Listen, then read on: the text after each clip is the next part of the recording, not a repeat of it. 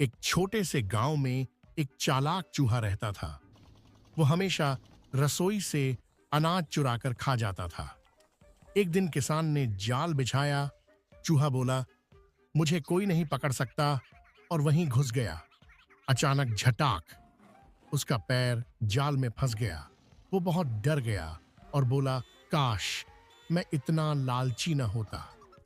तभी किसान ने उसे बाहर निकाला और जंगल में छोड़ दिया।